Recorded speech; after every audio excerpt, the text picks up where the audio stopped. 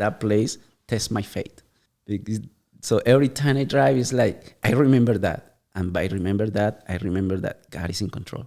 Every time. All you got to do is ask him. Welcome to the SGV Master Key, a show where you will hear personal stories of triumph over failures and how others successfully navigated the unique landscape that is the San Gabriel Valley. What makes us different? Well, just like you, we have chosen the San Gabriel Valley for our home or businesses or both. We believe it is the people and small businesses that make this community great, and we love to share their stories with you. We always encourage your questions and feedback, and you can find all of our contact information at sgvmasterkey.com. Here are the hosts for the show, Russell Mono and Scott Warmoth. All right, welcome to another episode of the SGV Master Key. Thanks for joining us again. Scott, my daughters love to do art. I love watching them do art, and it's just an enjoyable process for them, but I can't really draw or paint, or I wouldn't consider myself very artistic at all. Would you? I was always the kid who couldn't, color within the lines, or, I couldn't draw a figure, maybe a stick figure, and, at best, and that wouldn't even look good. I've always really admired a person who could, draw well or color or, has creativity and, vision and all of those good things. And I just could not present anything that looked decent, and, I was thinking of that because of our guest today, and Alexis Salamanca is the current president of the San Gabriel Valley Chamber of Commerce. City of San Gabriel Chamber of Commerce, but is also one of the most artistic and creative people I know. And you can think of things creatively, whether it's words or, pictures and designs, and it is just something that is instinctive for you, I would imagine. Did it always come to you that you could draw, or you could come up with a smart little design? It's funny that you mention it, Scott, because I'm the worst drawer in my family. My brother knows how to draw. My older brother, he actually doesn't draw, but I actually had to go to school to learn how to draw because my drawings were like kids without a skill. So I actually had to go to So what you school. do is because you actually had to train and study. Yes. Well, part of that was training the mind, first of all, to problem solving. And problem solving, when you think on solutions, I put it together with design, and I was thinking creatively to put things together. But that's how I actually started. I actually went to school to learn how to draw, and within drawing, learn different styles of drawing, different colors, different artists, art history. I probably took all the art classes in college available just to picture an image what was an artist about and how he can create and how he can develop that mindset to put things together. And all this college study, was that in Colombia? No, actually, it was basically here in Colombia. I actually studied industrial chemistry. Oh, Wow. So it's totally the opposite of the school studies. I studied here. I studied at the East Los Angeles College. I studied graphic communication, and from there I moved to the Art Center in Pasadena. Oh, so you did attend Art Center At marketing and advertising. College of Design is what it's called? Art Center College of Design in Pasadena. And from there, I studied an associate degree in advertising and marketing, but then I went back to Cal State to finish the graphic design with a minor in web and multimedia. So I went back and forth, and I started taking different classes in different schools, knowing that, I like this one. I like to incorporate this into my knowledge. So I go to study, get the knowledge, and go back.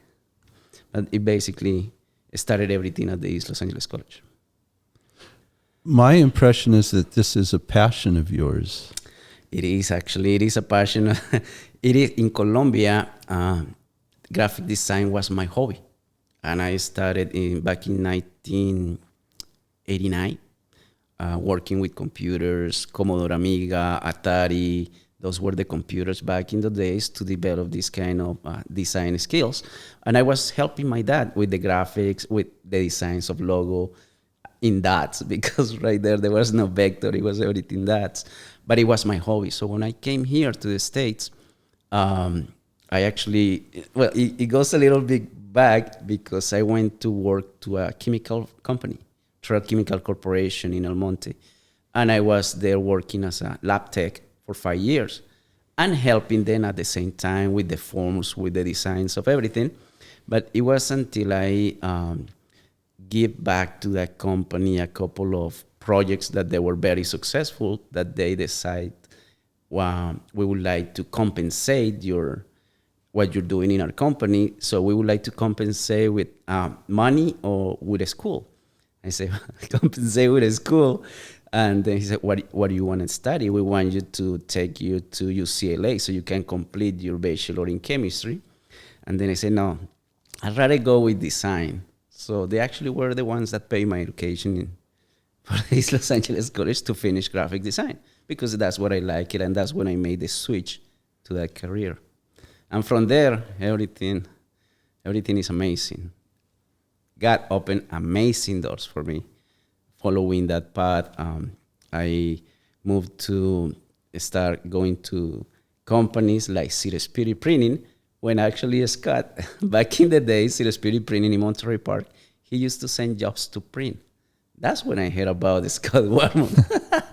He said he knew you since 1995. Yes. Yes, I know. He told me that story. Yeah. Were you printing stuff with his image on it? Yeah, designing for the Asian Bar Association. Yeah. He used to have a lot of ads. So that's what I heard about Scott Warmont, and his office was nearby. But I worked with Robert for 5 years, because my idea was I have to learn everything about printing old school, because I have to understand the science. If this is going to be my career, better I learn everything from the ground up. And that's when I went to his work and worked for years, and then moved to another company that does similar stuff in North Hollywood, LAGraphico. They do everything about entertainment, Microsoft, movies like Harry Potter, all the Disney movies, and I was able to work in the pre-flight department. This is a major Walt Disney. They do a lot of work with these big companies. So I was able to work there and familiarize how they work.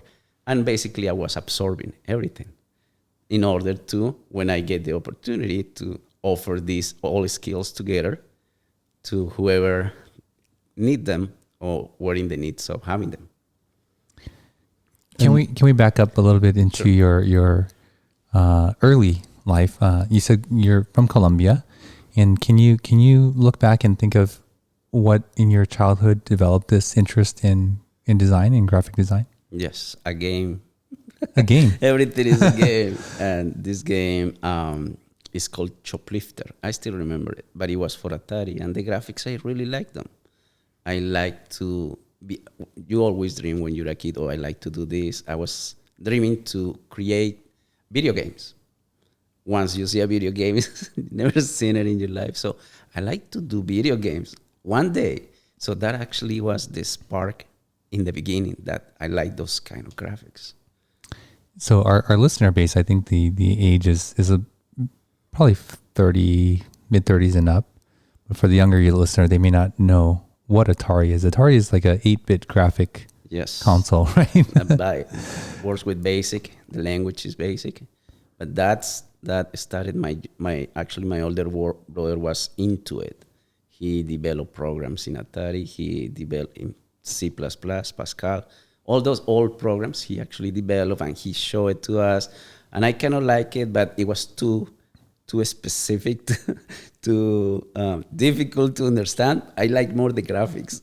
That's what I say. I don't want to do that. I'd rather do this part. So you're a gamer.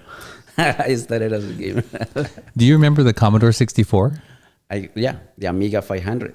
I had an Amiga 500. That's a Commodore computer. Is it? Is it? Wow.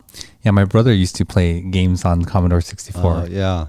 Good games, good graphics. Well, wasn't that back when you had Mario Brothers and what? Before that, I think. It was even before. Yeah. Well, I remember the very first game. Probably it was called Pong. That's Atari, right? That's Atari. Yeah. Yes. Yeah. That's the Atari. Wouldn't that have been like one of the very first?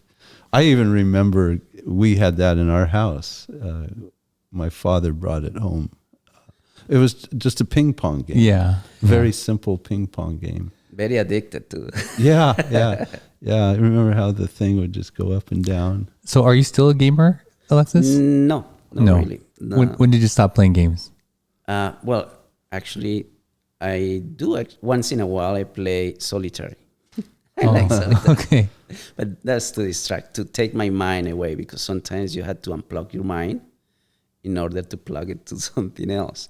And with the, okay, I'm going to take you a little bit further up. When I started my business, in 2003, I started my business with a focus to help an organization. That was the church I was going to. And they were paying astronomical amount of money for their advertising. So I talked to the minister and said, you know what? I can decide this for a preset cost, and the printing is going to reduce so the church can do more activities within the community. So I did that, and I started within that focus. But then later on, as I was doing that, I put that business aside, and I was doing freelance back and forth. But when I told my ministry that I can do that, so he gave me the opportunity to create advertising for the church and help the church by doing that. But by doing that, I started believing that graphic design can actually be a business. I just didn't. Before I didn't picture it as a business, but I was starting like, oh, you know what, this can be a really great opportunity to do that. In Colombia, my father has a small company, and well, he usually encourages to learn more. He was the kind of that if we have a project at school, he said, I'd rather do it at home. So basically, in all my high school, I didn't go out anywhere but home, school, home, back and forth. And I did not understand that. And I was talking to my dad, why you don't give us the opportunity to spend time with our friends? He said, no, because I'd rather you learn something you're going to be able to put back in your life. If you go to your friends, usually you're going to go different ways. But if you can keep yourself focused in one thing you want, you're going to be more successful.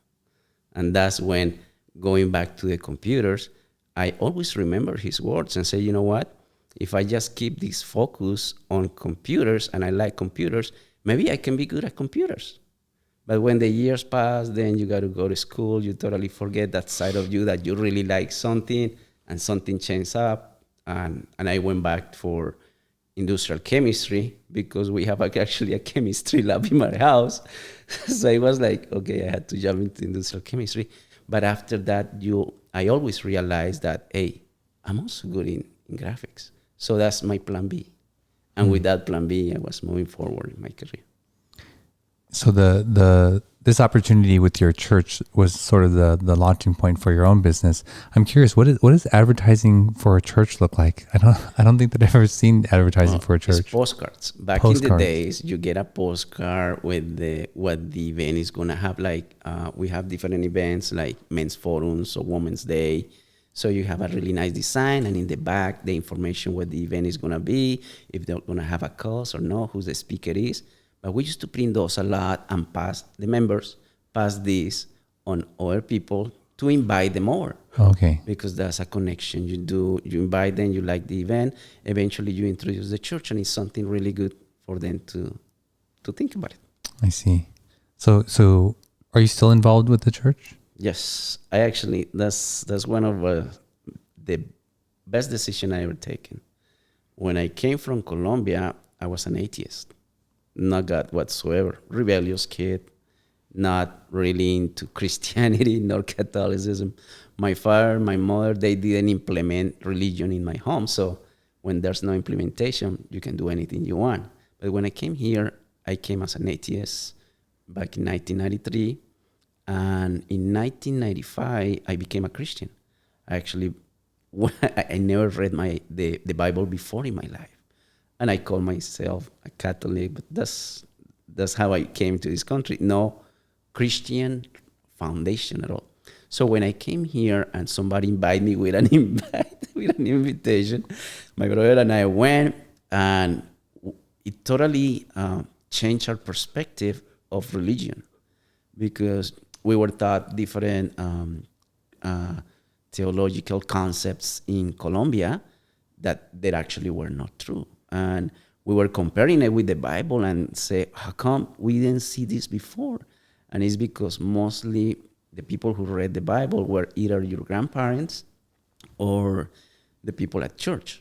But your parents, they never opened the Bible. So you didn't have any opportunity to confront what is true or not in Colombia. So coming here, you get to read the Bible by yourself and start noticing, oh, I didn't know we should be doing this. I didn't know this was not true. So it kind of opens your eyes, and the Bible says the truth will set you free. It actually set me free. But then I met God in a more personal way, in a more one-to-one way.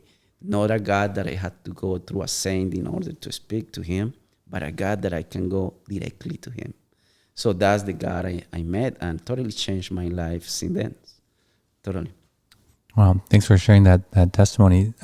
We ask each guest to bring an item of significance, and I see that you've brought a Bible with you. Can you talk to us about that?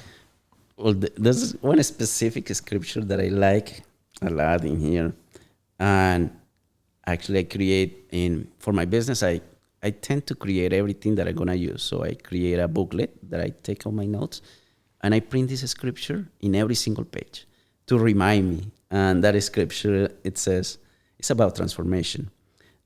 Do not conform any longer to the pattern of this world, but be transformed by the renewing of your mind. Then you will be able to test and approve what God's will is, his good, pleasing, pleasant, and perfect will. And that scripture has changed my life every time. Because transformation happens through conversations. Powerful conversations, powerful transformations. So in any aspect of my life, business-wise or relationship-wise, there's always a conversation that take me to make a decision. So I can transform, I can change, I can evolve, I can become somebody better. Wow. That's the fourth religious item that someone's brought with them. Yeah. It's no surprise though, because the impact that a person's faith can have in their lives is quite powerful. But so thank you for sharing that and for bringing that in. So your item or your what was important to you is that scripture. What's the address of that passage? Yeah, Romans 12:2. Romans 12:2. Yes. So now you have your own graphics design company. Yeah, and where is that located? In the city of San Gabriel. Now we're operating from home like every business. Yeah. But one of the things about, can I tell you a little bit how I started the Eraxtyle design? As I mentioned before, that I created Eraxtyle design as a freelance company with the dream of sometime become a business. And that is actually but I don't know if that's part of the San Gabriel Valley questions, but I always had on mind that Eraxtyle design was going to become something that I can devote my life to and my sources and my education towards that direction. So I consider the business the next step, not just for me, for everybody who has dreams and they're really good at something, or they're really good at a specific service, even sales, or even an engineering or a lawyer or a CPA. if they're good at it, business is the next step. Interesting.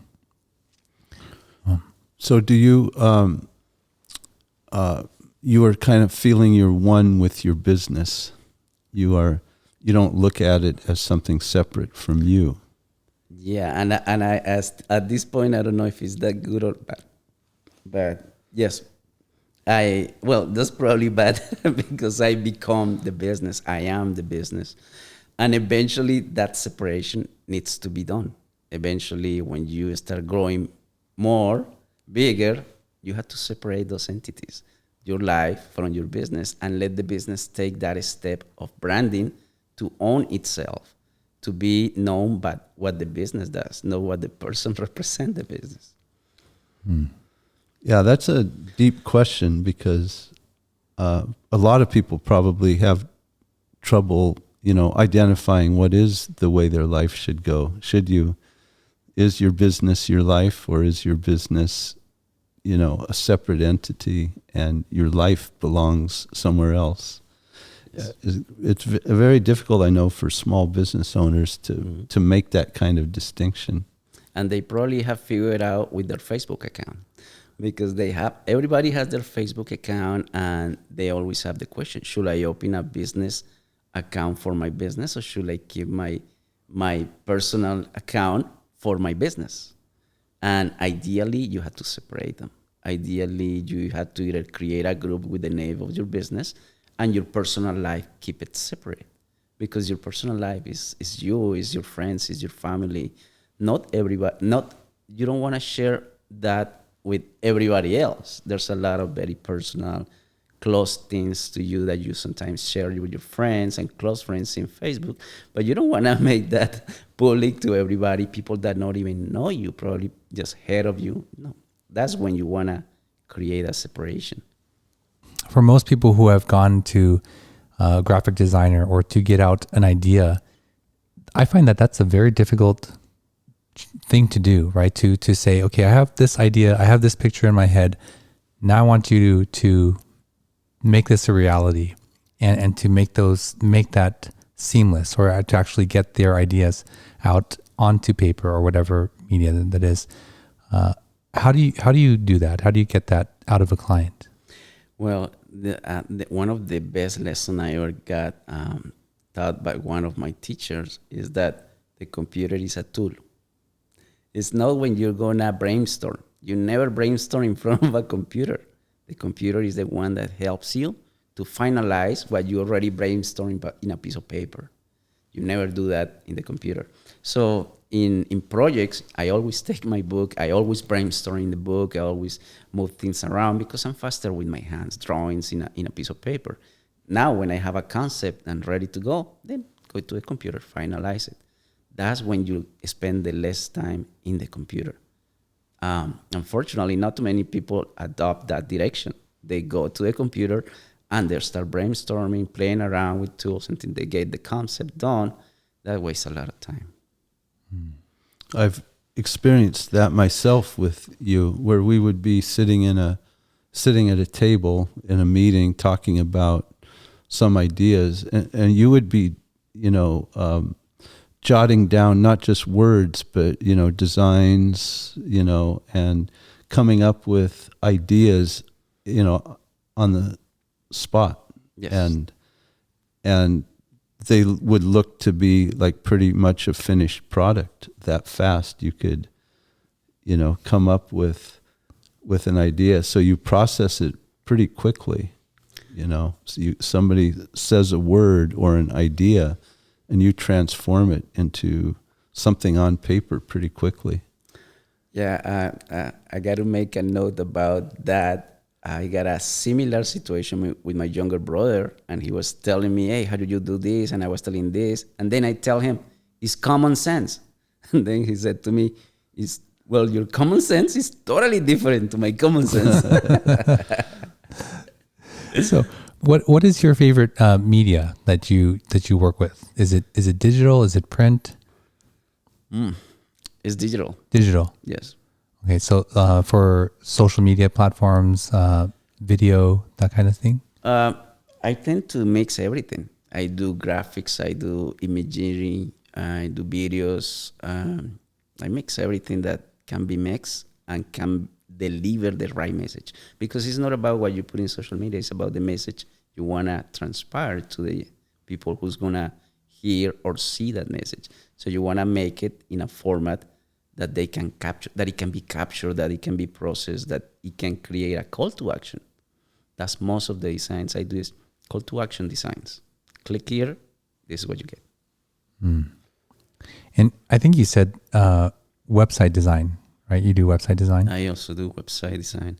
And I taught myself how to do website design back in, because when you go to school and learn web and multimedia, the problem is that if you don't practice and you don't update yourself with the new knowledge that is coming up, and for website design, there's something new every 2-3 weeks.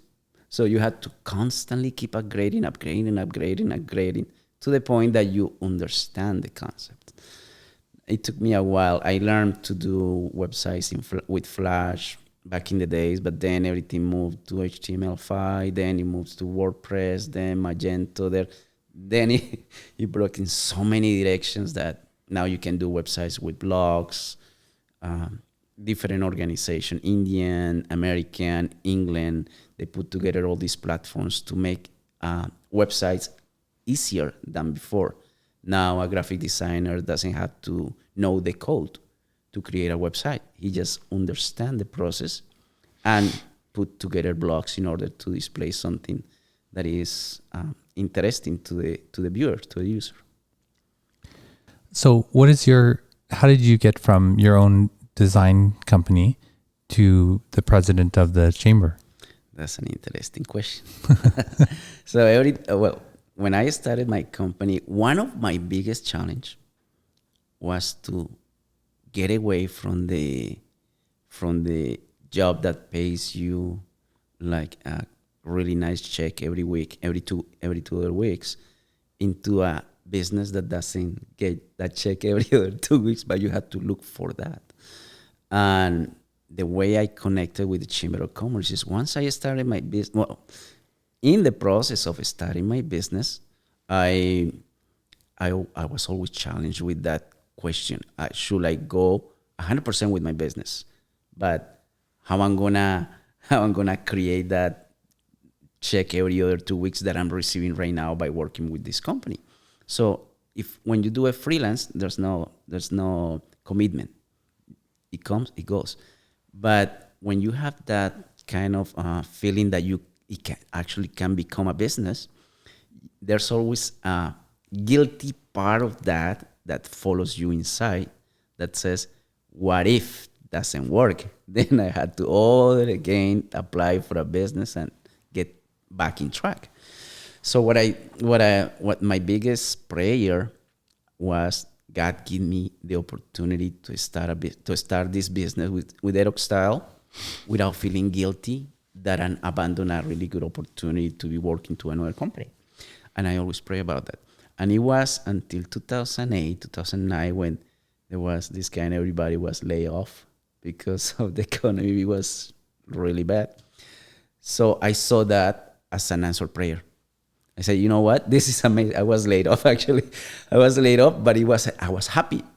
And I said, wow, this is good because I don't feel guilty. I resigned to a job that actually got provided, but I don't feel guilty because now I'm on my own. I can do what I can do. I can take this idea of business to the next level.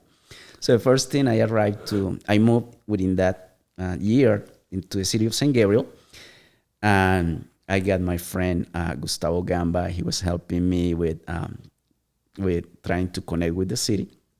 And the funny thing is that I arrive to the city not thinking who I'm gonna meet, but thinking what I'm gonna give. What do I need to create in order for this community to get something in exchange? So then my mind start interacting with the community. Okay, what this city needs, and I start looking. They don't have any kind of advertising. They don't have any booklet in the city. There's nothing. The business basically they're on their own. And so I start getting in there. I say, okay, let's do a calendar. They have the mission, They have the Grapevine, they have the Playhouse.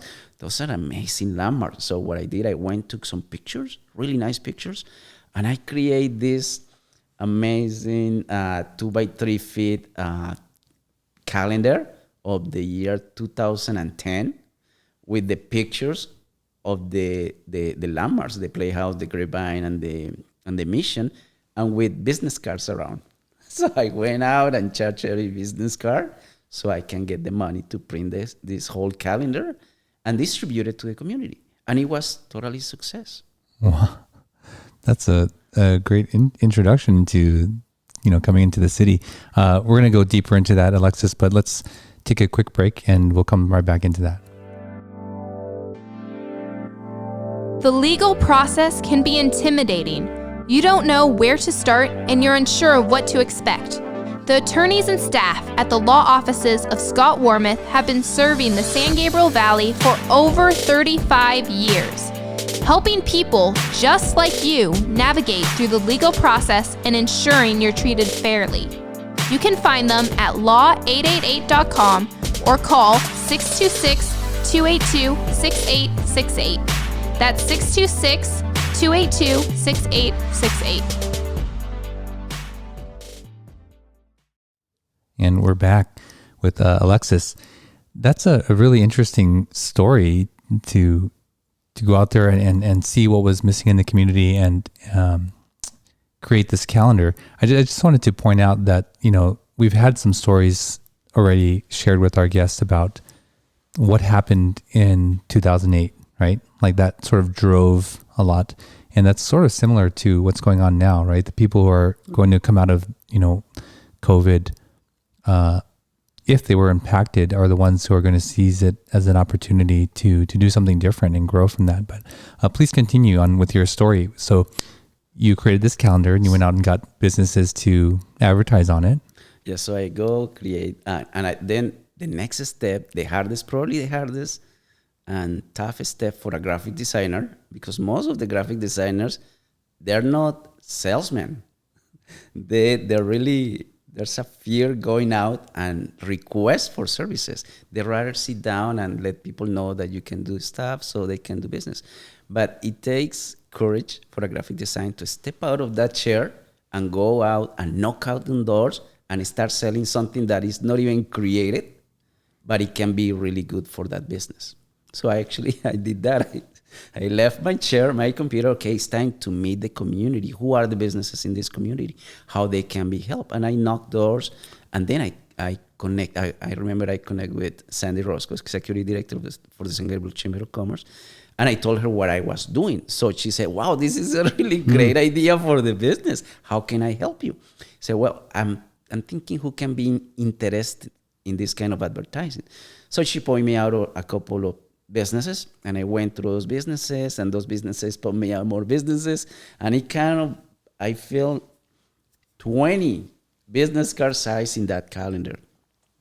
I print like 1,000 of those calendars and distribute it freely in an event in the city of San Gabriel, and everybody has this beautiful calendar with the Mission, and then I did another one with the Playhouse and another one with the Grapevine. So there's 3 calendars going around, and I said, you know what? This can be I can keep doing this every year, and this is going to be a good revenue.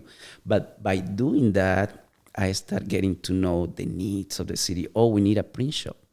The closest print shop, it was either in Alhambra, and the print shop that it was in the city, it was most of the time busy, but they need other options. So I offer myself, hey, you know what? I can do also letterheads, logos, and I start opening up to the service I can provide.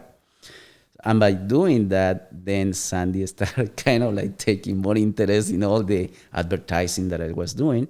And then I went back to the chamber and I asked her, what does the chamber need? And then she said, well, we have this book. You can advertise your business here. And I believe I did one advertising in the book. Nothing happened.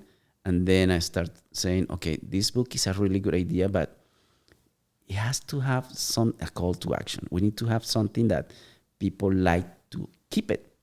So when I start creating more advertising ideas. It was in 2011 when Sandy asked me, "Would you?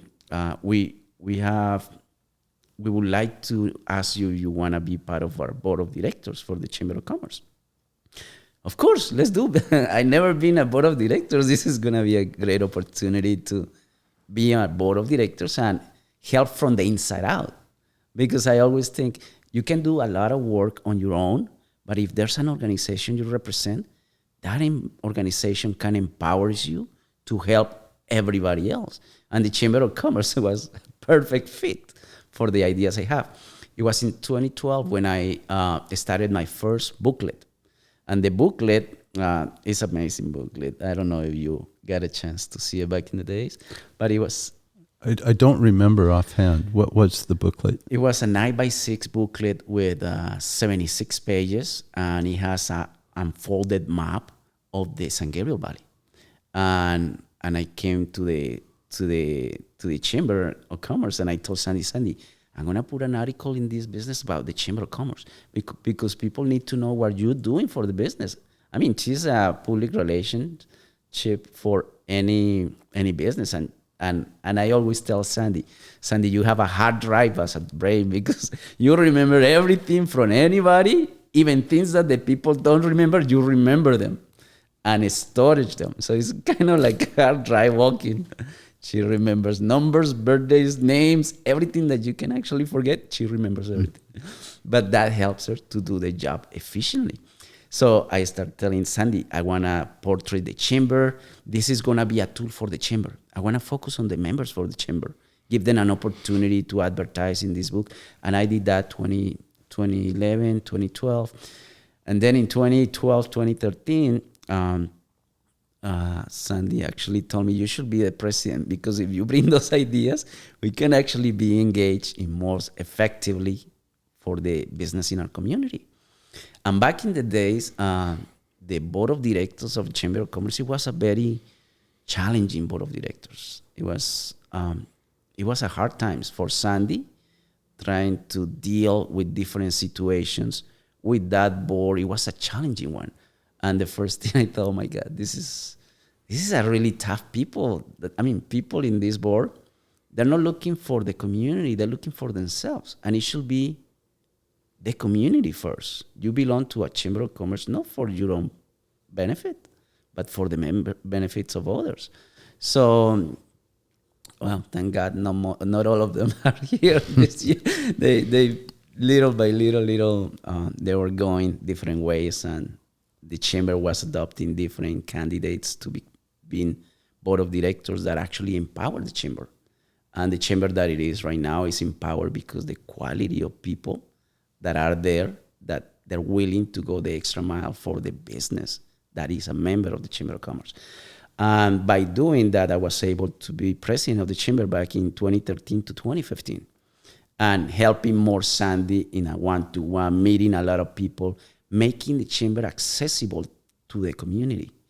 And it was perfect because with all the marketing and advertising background that I have, I started to give it to the chamber, donate it. All the work I do for the Chamber of Commerce is donated to the Chamber of Commerce. I don't charge the chamber a penny because what they do for the rest of the business is what their business need. The business need leadership. The business need proactive people that are willing to go the extra mile for them. But most of the chambers of commerce, they don't carry this set of tools because sometimes it's very expensive to hire a graphic designer and devote it to a chamber of commerce.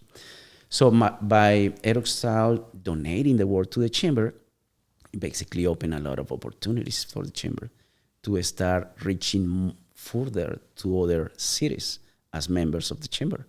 And that helps it a lot. So Sandy and I became partners. I was playing one time when in a year, I say, Sandy, you know how many emails you sent me this year? Yeah, Alexis is always very generous of his time and his resources for the chamber. And I've seen that for close to 10 years that you've been doing that. And in a way, you and Sandy do present as a pretty good team. you're always, you know, working together. You're kind of an idea person, and she is, you know, she gets things done, doesn't she? She's very strong and firm, and then you're there providing this counterpart. Yes. It's a teamwork, as any chamber should be. Any chamber should be a teamwork. When you become that, and the board of directors that we have now, it's like being part of a team that cares.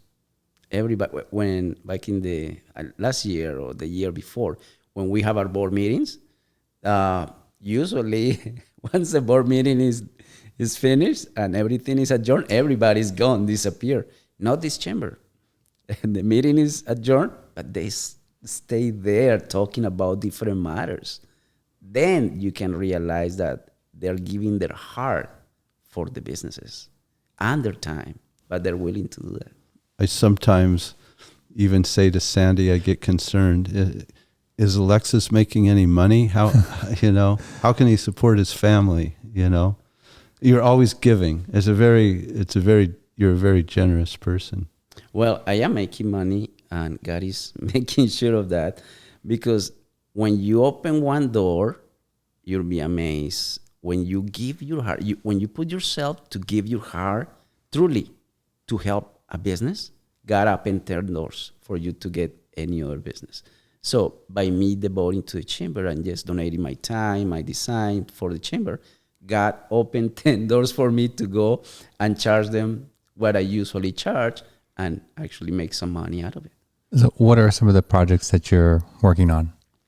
Well, right now we have the San Gabriel Business Journal, the first business journal digital that is going to be released in the San Gabriel Valley this year. And we have the support of the Hilton Hotel that is going to help us distribute it, this book. But this book is not only digital. We're going to print 1,000, 2,000 copies just to give it away to different people that are founders of this book. This book is interactive. It's like a collateral electronic ebook that you will be able to connect directly to whoever you want, whoever is in the business, via video, via social media, via website, a direct connection. Because that's what we want. We want the businesses of San Gabriel to experience a one-to-one personal connection. This is like a digital magazine, so to speak. It's a digital magazine. It's the first digital magazine, and it's the commemoration of the 80 years in business for the San Gabriel Chamber of Commerce. So it's celebrating that 80 years in business. We Eraxtyle create this tool and donate it to the Chamber of Commerce. So that means that every profits made through this journal, 100% goes to the Chamber of Commerce. So it's helping the Chamber overcome the adversity and different situations that we have, not only to 2020, but for these months as well as they come. So it's helping back the Chamber. How does someone consume this digital magazine? On their phone? They can see it on the phone, in any smartphone, any tablet, in the computer. They can see it anywhere. Any smart technology equipment, they can see it. And you said that you had been working with the Hilton on this. Yes. I'm not on it, but in distributing it. Yeah, well, the Hilton offer the doors that if we put some magazines in there, they will be able to put it in their lounge and in their premises, in the venue as well. But they're also looking the possibility to take this.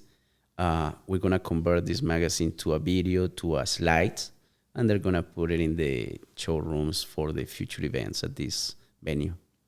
So that was gonna create amazing opportunities for the business community. So all the business that they couldn't, mostly is based on helping the business, the small business, the ones that are struggling and the ones that are not struggling as well, help them in a way that they can afford it. And they have the visibility to audiences that before they couldn't. That transition. Interesting. That sounds really exciting for the San Gabriel Chamber and their members. Oh, it right? is. To be exposed on that new platform. So your connection to the San Gabriel Valley is quite important to the businesses there. You do a lot for them, it sounds, in helping their businesses to succeed and to thrive. And I'm interested in what are some of your favorite places in the San Gabriel Valley.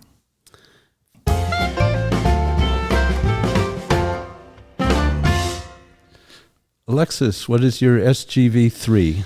Wow, I have so many, but I had to go back into 3. Well, when I came here and I got baptized, when I became a Christian, it happens in a home. We call it the pink house because the house was pink on Chapel in the city of Alhambra. That's one of the places that definitely set my life for greatness. Accepting somebody in my life that I wasn't even aware that existed. Accepting God, Christ in my life, and live from then on as a disciple. Truly denying myself to make sure that the message is heard, the message is spread, and study the Bible with people. That was that I consider one of the amazing, not just decision, but best places in the San Gabriel Valley when I became who I am right now.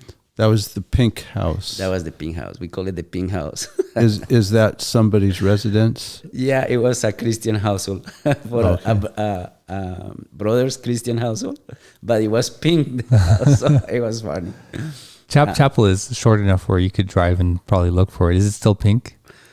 No, actually, they painted that a year after. They didn't because people were referring to a pink house and they think, oh, it's a girl's house. But no, it was a brother's house. So they actually painted white. Yeah, that was fun. Now, the second one is the Chamber of Commerce within the city of San Gabriel, and is allocated specifically to La Casa Community Center. And is La Casa Community Center, well, it's an organization, really amazing organization in the city of San Gabriel.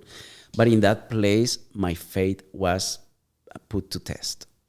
Your faith? My faith was put to test.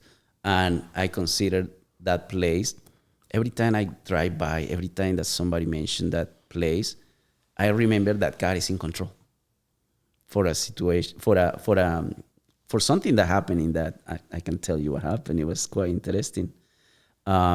With the church, my wife and I, back in 2016, we were part of a community outreach to help communities around the city, around the San Gabriel Valley. And this community outreach is called the Hub Worldwide. So we create these different events to beautify nonprofit organizations. And in order to do that, we go to the nonprofits, we tell them, hey, just buy the materials, we bring the people, and the people, we're gonna do everything, no cost, nothing. Your only cost is buy the materials, and we come and beautify your organization. And we do that every year. Every third week of January, the church got this committee, and we go and tell to the organization, and it happens. Everything happens in one day. You bring 140, 200 volunteers, but it has to happen in one day. So that place, it was, my faith was put on test, because I went that year and I told the executive director of the organization that we were going to do this event the following year at the La Casa. And then I told them, okay, this is, I already bring a couple people that budgeted how much was going to be the cost of materials to beautify La Casa Community Center. So it came out to close to 7,500. And then I asked them, so it's only 7,500? And they say, oh, we don't have that money. No problem. We're going to ask the community to provide that money for you. I'm going to use the channels that I have, the connections, to make sure we beautify your organization. And for the first time, you're not going to put money into the place. The community is going to help you out. So I went ahead, I should have gone to Scott, but I didn't go. So I go to the Wells Fargo Bank, Pasadena Federal Credit Union, and the Rotary International. And then I told them, this is the idea, this is what I want to do. And they say, we're down for it. Go for it. So I talked to them back in June. The event was happening on January next year. So well, we talked, they're on it, they're gonna work. Great, I left it like that. So back in November, had to collect the money, so we had to buy all the materials to beautify La Casa Community Center in January. Because December is a dead month. Everybody's on vacation, everybody's gone, so you cannot contact anybody. So I go and call Wells Fargo. Thomas was my friend. And I called him, Thomas, hey, remember I split the $7,500 in 3 payments. $2,500 for the Wells Fargo, $2,500 for the Pasadena Federal Credit Union, and $2,500 for the Rotary International. And then I come in November, Thomas, do you have the check ready for the materials? And he said, Alexis, I'm sorry, I was moved to the Irvine location and I forgot to put the papers for that project. I was like, oh my goodness, I should have followed up later. Oh, my fault. Okay, no problem, no worry. Let me see if I can collect all the rest of the money with the other organizations. I go to Pasadena, and Pasadena says, Alexis, we're not going to help you this year. We're going to help you next year because a program just came in. I was like, oh my goodness, that's really bad. So I go to the Rotary International, and they say, you know what? There was an extra project we need to work. We can only help you with $1,000. And I was like, wow, okay, from 7,500 to 1,000. That's a challenge. Okay, no problem, we can do it. So I start putting people together, the forms, everything, fill here, fill there. And then it came to the point that my minister tell me, so are you ready? So I said, you know what? Let me get some advice from you. This is the situation. And he said, you know what? No, don't worry about it. Don't stress out. Just tell people that they can look for this kind of events within LA area because the church is very big in LA. So you can go to another church in Glendale of the same one and find an event alike and participate. It's about participating and giving back to the community. So I said, okay, yeah, that's good advice. So I go and call after that meeting, call the director for these kind of events that my wife and I collaborate, and I seek more advice because my heart wasn't there yet. So, and he gave me exactly the same advice that the minister gave me, and I still was, no, I cannot be it. I probably can do something else. And then the person who was doing the work at La Casa, it was divided in 2 parts, the 3 parts, cleaning, painting, and electricity, because one of the rooms was not properly, the electricity was not properly made, and it has to be according to the city guidelines. So they had to fix it, and it cost $1,500. So the person who was going to do the electricity, he told me, Alexis, did you get the money for me to buy the materials to fix the electricity of that room? Because I'm donating my labor for the cost. And I told him, Martin is his name. I told him, Martin, can they pay you at the end of the month? Sure. If you give me your word, it's okay. I'll give you my word. They will pay you at the end of the month. Okay. So I said that. So I told the ministry, you know what? It's happening. This event is happening. I'm going to need 150 people. Even if we had to just clean everything with wipes, we're going to go there and help this organization. And then I advertise, go in front of the church and tell everybody, okay, in next week on Saturday, we're going together to help at this event. I just was $6,500 short. So I'm talking on Sunday, and this is the amazing part when you have chosen the right person to get married. So it was like 9 p.m. on Sunday, and my wife talked to me and said, do you look kind of stressed? What's going on? And I start telling her, well, did you know this is happening? And then she said to me, well, I see you going around making calls, doing all this, doing all that, but I haven't seen you on your knees praying to God about it. And then that's when you realize that you have a spiritual woman in your house. I said, you know what? That's totally right. I haven't get on my knees and pray and give God the opportunity to help me. And we went and prayed Sunday, 9 p.m., praying for this event to happen. And 30 minutes later, I received a call. Isaac from the Rotary Club in San Marino. Who called you at 10 p.m. on Sunday? Nobody. He calls me and says, Alexis, I heard about your project. We're going to give you $1,500 for your project. Don't worry. We're picking up from the Rotary International from San Gabriel, and we're putting the money together for your project. And on Monday, I'm like, wow, we had 2,500. And then I receive a call from La Casa Community Center and says, you know what? People has come here and start dropping checks for your project. And I just said, how much money you have? It's like almost $3,800 in checks. And then like, oh my God, this is amazing. Sure, pray like long time ago. But then I received a call. Martina said, and tell me, Martin, oh, okay, Alexis, you give me your word that I'm going to get paid at the end of the month. That's fine. Can I go and drop off the materials right now? And I say, sure, Martin, you can drop them off. And then when I hang off the phone, I receive another call from Athens Services. And Athens Services saying, you know what, Alexis, we heard about your project. We want to help you. We will sponsor the electricity for the room. We will pay for whatever needs to be done. And this happened Tuesday, and Monday. And then I already have more than 7,500. And then I receive a call on Tuesday that says, Alexis, you know what? You don't know me, and I don't know you, but I heard about you. We have a check for $4,000 here to help for your project. Wow. We went. We even have money to buy food for the volunteers. We create a mural at the location in one day, and we were able to give everything that it was collected back to the organization. And when we went back to buy the materials from Home Depot, they told us, you know what? We're going to give you a 50% off because you're giving it to a nonprofit. Wow. So everything that it was collected, it was given back to the organization. They didn't put a penny. They got a big donation. Plus 145 people went and beautified their installation without charging them any penny. What an amazing story. Yeah. That's why that place tests my faith. Yeah.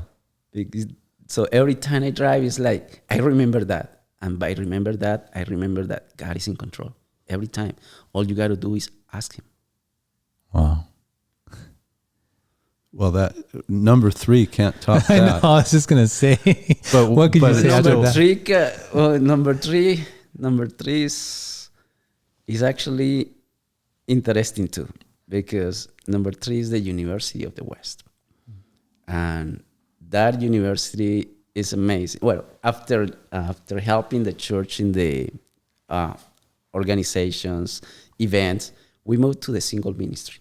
And the single ministry, they're young adults, 35 and up, all the way. So what we do in that ministry is we help them have a strong relationship with God.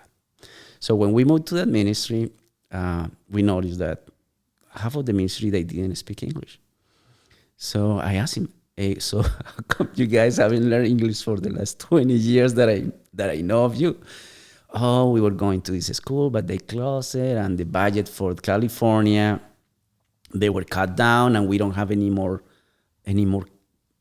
places that is affordable to go and take some English classes.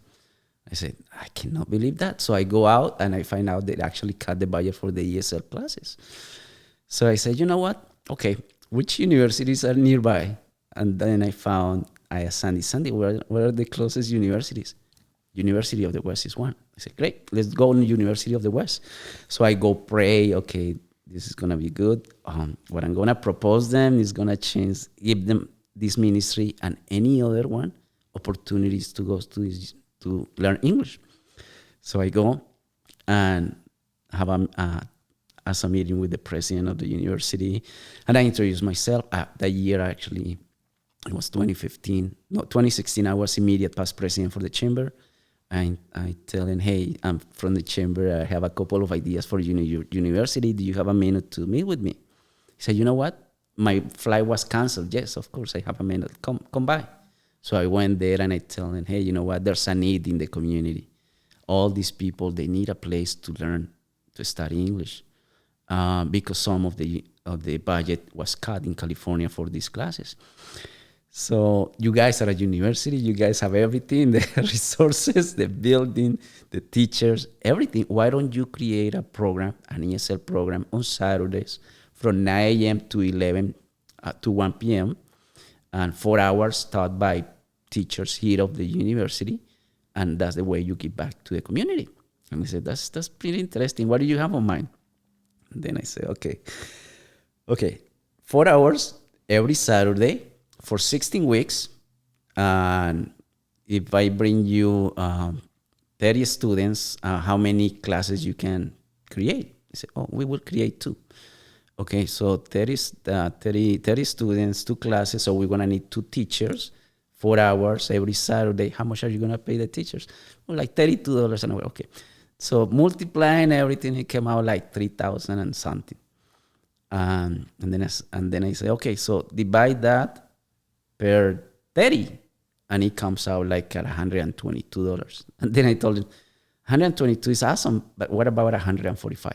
What if you charge for this program $145 for 16 weeks, 4 hours every Saturday from 9 to 1 p.m., and you give this opportunity for these people to go back to school? And they said, Michael Ortel was in this meeting, and he said, the maths are right.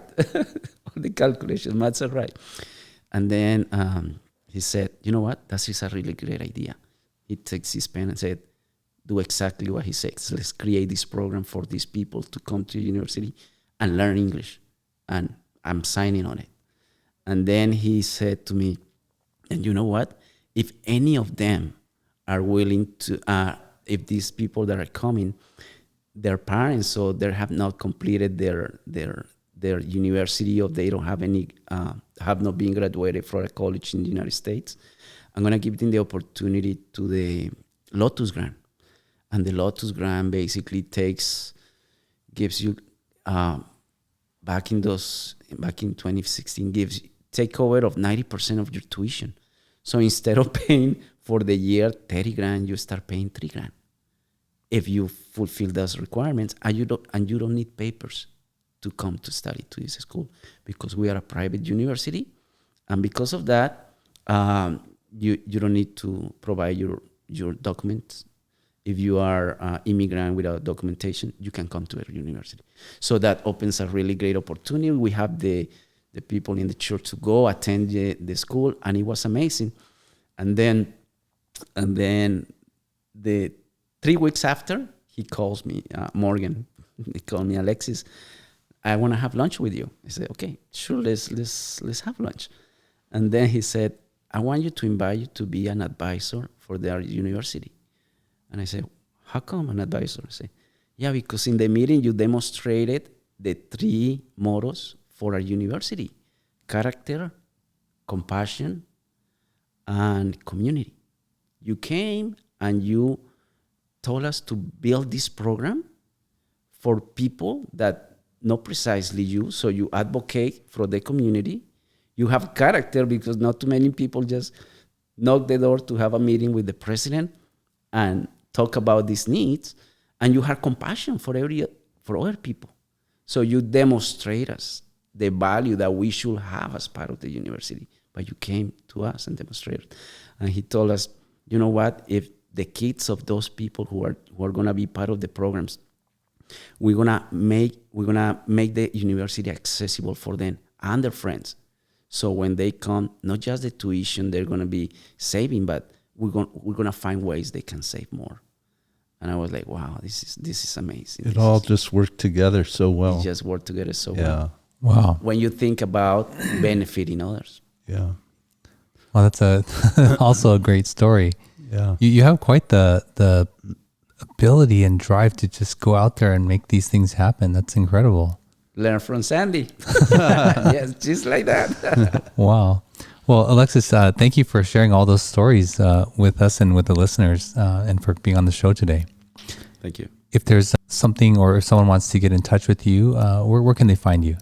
Well, they can go to the San Gabriel Chamber of Commerce, or go to Eraxtyle.com, ERAXTYLE.com. You can find me there. Great. Awesome. Thank you. Yeah.